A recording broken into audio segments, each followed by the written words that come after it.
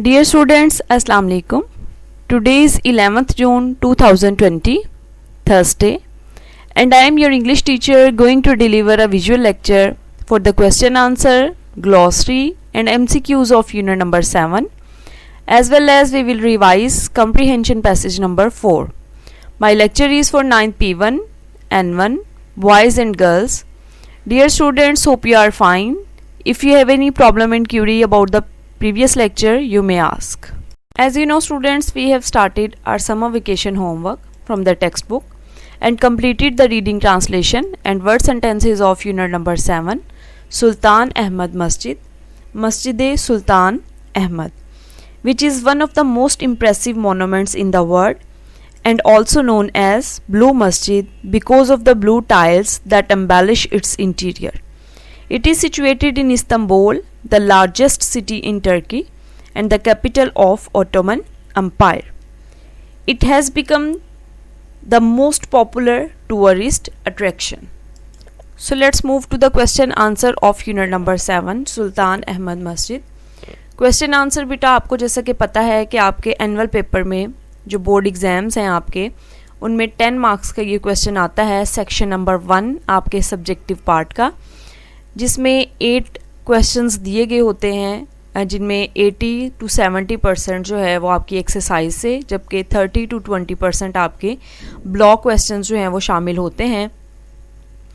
आपने उन 8 क्वेश्चंस हैं उनमें से 5 अटैम्प्ट करने होते हैं जिनके टोटल मार्क्स 10 यानी कि हर एक क्वेश्चन के 2 नंबर होते हैं.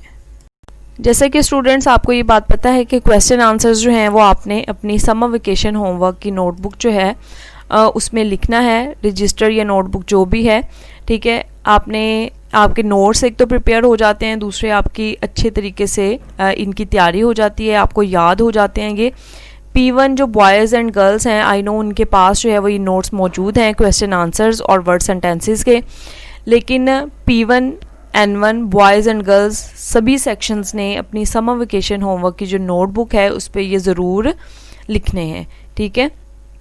आपकी जैसे ही इंशाल्लाह ताला स्कूल जो है वो ओपन होंगे तो आपकी ये जो समर वेकेशन होमवर्क की नोटबुक है या रजिस्टर है उसको चेक किया जाएगा, तो आपका जो सारा काम है, सारे जो नोट्स हैं वो कंप्लीट होने चाहिए. आप यूँ समझें कि आपके एनुअल पेपर के लिए आपके नोट्स प्रिपेयर हो रहे हैं, आपकी अच्छी तैयारी आपके सब्जेक्टिव पार्ट की भी और आपके ऑब्जेक्टिव पार्ट की भी हो जाएगी इस तरह रिटन प्रैक्टिस से, ठीक है. तो क्वेश्चन आंसर्स की तरफ हम चलते हैं. क्वेश्चन नंबर 1 देखें इसका. Y Sultan Ahmed masjid is also known as blue masjid. Sultan Ahmed मस्जिद को नीली मस्जिद के नाम से भी क्यों जाना जाता है. जैसा कि हमने लेसन में भी ये बात पढ़ी है कि उसको ब्लू मस्जिद के नाम से जो है वो जानते हैं. तो इसकी जब भी आपको मैंने बताया था कि आपने आंसर लिखना है, चाहे आप इन नोट्स से तैयार कर रहे हैं या किसी भी और हेल्पिंग बुक से तैयार कर रहे हैं आंसर्स को, तो आपका जो मटेरियल है वो टेक्स्ट से रिलेटेड होना चाहिए. यानी चैप्टर में से कोशिश करें कि एज सच जो लाइन है रिलेटेड टू द क्वेश्चन, ठीक है, वो आप उठा के अपने आंसर में लिख दें. इससे एक अच्छा इम्पैक्ट होता है आपके चेकर पे. आपको बार बार ये बात बताई गई है कि जो चेकर है आपका पेपर चेक करने वाला, उसको ये बात पता चलती है कि आपने थॉरली जो है वो अपने लेसन को पढ़ा और थॉरली जो है वो इसको रीड आउट किया है. इस तरह से आपको प्रैक्टिस है इस तरह से आंसर को लिखने की, ठीक है. It is also known as blue masjid. ये नीली मस्जिद के नाम से भी जानी जाती है because of the blue tiles, उन नीली टाइलों की वजह से, दैट एम्बेलिश इट्स इंटीरियर, जो कि इसके अंदरूनी हिस्से को सजाती हैं या आरास्ता करती हैं. क्वेश्चन नंबर 2 देखें. Who was appointed as the architect of the masjid. मस्जिद का जो मामार है उस किसको मुकर्रर किया गया था. The royal architect Saddafar Mehmet Agha was appointed by the Sultan as in charge of the project. Royal architect शाही मामार जिसका नाम था सैदफार महमद आगा, उसको मुकर्रर किया गया था सुल्तान की तरफ से इस मंसूबे के निगरान के तौर पर. यानी कि सुल्तान अहमद मस्जिद का जो प्रोजेक्ट था उसके निगरान के तौर पर सैदफार महमद आगा जो कि एक शाही मामार था उसको मुकर्रर किया गया था. क्वेश्चन नंबर 3 देखें.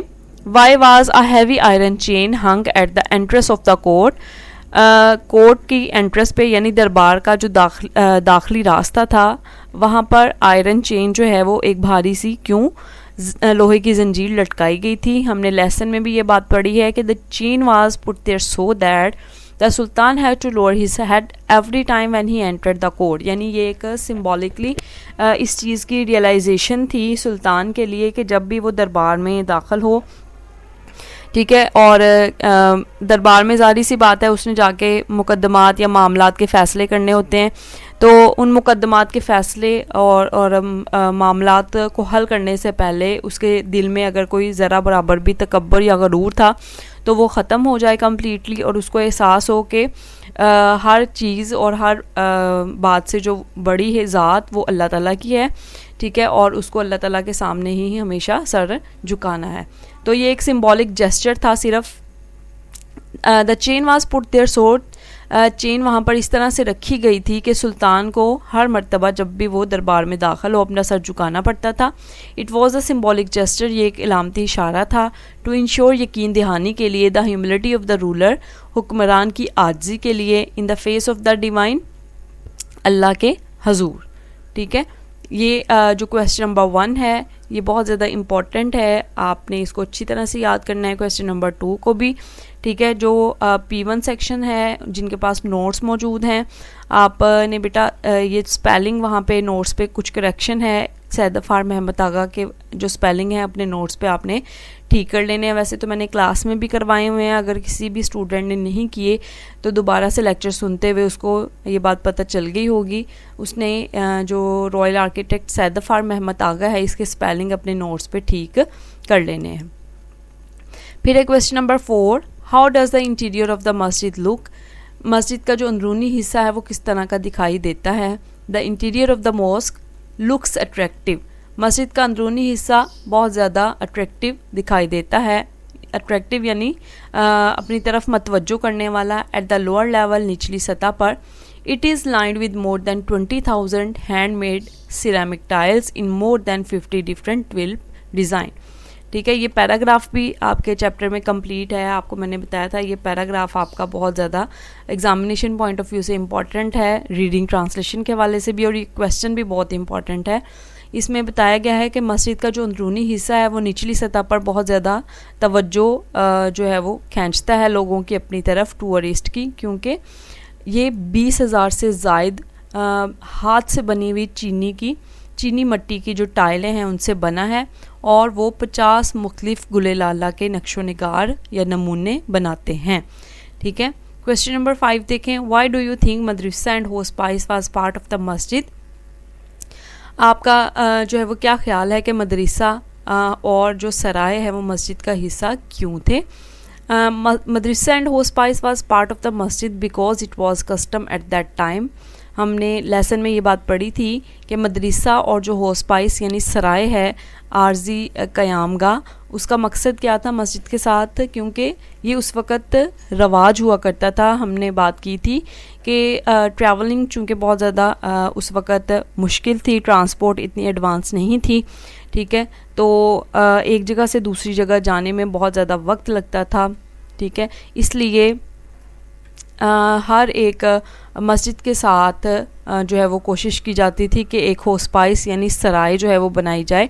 सराय जिस तरह से एक छोटा होटल हो, क्योंकि होटल भी उस वक़्त नहीं होते थे, या जो रेस्टोरेंट्स वगैरह हैं वो नहीं हुआ करते थे, तो इसलिए जहाँ पे उनके खाने पीने का और रात गुजारने का जो है वो थोड़ा बहुत सामान मौजूद होता था, उसको हम होस्पाइस बोलते हैं। और इस वजह से मस्जिद के साथ होस्पाइस और मदरसा यानी कि दीनी तालीम हासिल करने के लिए, जो इब्तदाई दीनी तालीम है हासिल करने के लिए बच्चों के जो है वो मस्जिद के साथ ये ज़रूर मौजूद होता था। अभी भी बहुत सारी मसाजिद के साथ जो है वो ये मौजूद होता है। तो ये उस वक़्त का रवाज था कि हर एक मस्जिद के साथ ये दो चीज़ें, और इसके साथ साथ जो है वो टॉम्ब ऑफ द फाउंडर भी जो है वो मौजूद हुआ करता था। हु कंस्ट्रक्टेड मस्जिद सूफिया, मस्जिद सूफिया जो है वो कब तामीर की गई। इट वॉज अ चर्च, ये एक चर्च था। Then converted into mosque Sophia in the rule of Sultan Ahmed, सुल्तान अहमद के दौर में इसे जो है वो मस्जिद सूफिया में कन्वर्ट कर लिया गया। कुछ हेल्पिंग बुक्स जो हैं उनमें इसकी जो है वो डेट कोई और मेंशन है, या किसी और तरीके से ये आंसर जो है वो लिखा हुआ है, तो इसके लिए मैं आपको बेटा एक चीज़ गाइड कर दूं कि इसकी ये कन्वर्जन थी, कंस्ट्रक्शन के बारे में एग्जैक्ट डेट जो है वो नहीं लिखी हुई, सिर्फ ये गिरजाघर था जिसको कन्वर्ट किया गया था सुल्तान अहमद के दौर में, ठीक है। तो ऑथेंटिक कोई एग्जैक्ट डेट हमें इसकी कंस्ट्रक्शन की नहीं पता, इस वजह से हम उसको नहीं लिखेंगे। हम जो है वो जो बात हमें लेसन में बताई गई है हम वो लिखेंगे। लेसन में हमें यही बताया गया है कि ये एक चर्च था, फिर इसको कन्वर्ट किया गया था, बदल दिया गया था मस्जिद सूफिया में और सुल्तान अहमद के दौरे हुकूमत में। तो इसलिए बेटा इसको आपने इसी तरह से लिखना है जिस तरह से ये नोट्स में मैंने आपको इसका आंसर लिखवाया है। ये 6 क्वेश्चन बेटा आपने अच्छी तरह से याद भी करने हैं और इनको जो है वो अपनी नोटबुक में, जो समर वेकेशन होमवर्क वाली नोटबुक है, उनमें लिखना है।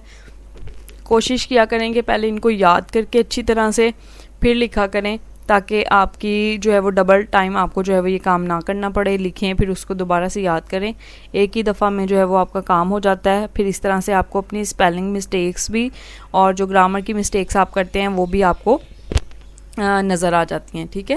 क्वेश्चन आंसर के साथ साथ ग्लॉसरी और MCQs करने हैं चैप्टर की। सबसे पहले हम जो है वो ग्लॉसरी कर लेते हैं। आपकी टेक्स्ट बुक जो है वो आपके पास मौजूद है, अपनी जो है वो टेक्स्ट बुक खोल लें आप।